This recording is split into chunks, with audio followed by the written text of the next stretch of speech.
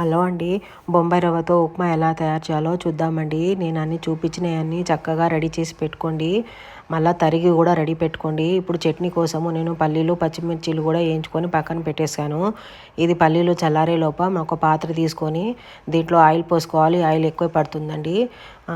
వేడి అయిన ఆయిల్లో పోపు దినుసులు, తరిగిన అల్లము, వెల్లుల్లి, పచ్చిమిర్చి, పల్లీలు, ఆనియన్ కూడా వేసి తరిగాక దీంట్లో క్యారెట్, కరివేపాకు, పచ్చిమిర్చిలు కూడా వేసి వేగాక ఇప్పుడు ఇది వేగేలోపు మనము రవ్వని ఒక సన్నని మంట మీద 1 నిమిషం పాటు వేయించుకొని పక్కన వదిలేద్దామండి. ఇప్పుడు జీడిపప్పు, టమాటాలు లాస్ట్లో వేసుకోవాలండి. ఎందుకంటే ఇది ముందుగా వేసారంటే మాడిపోతాయి, అందుకే లాస్ట్లో వేసుకోండి.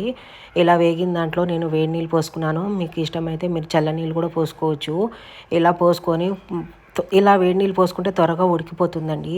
ఇందులో సరిపడా ఉప్పు వేసుకొని నేను చూపించిన విధంగా ఉప్మా కూడా కలిపేసుకొని ఒక్క సన్నని మంట మీద ఒక 5 నిమిషాలు ఉడికించుకొని ఒక 10 నిమిషాలు పక్కన రెస్ట్ ఇచ్చి ఈ పల్లీల చట్నీతో సర్వ్ చేసుకోవడమే. ఇది ఇలాగని చేసి పెట్టారంటే చాలా ఇష్టంగా తింటారండి. ఇంత టేస్టీ అయిన ఉప్మా మీరు కూడా చేసుకొని మీ ఫ్యామిలీ అండ్ ఫ్రెండ్స్తో ఎంజాయ్ చేయండి ఫ్రెండ్స్. మరో టేస్టీ అయిన హెల్తీతో ఉంటాను.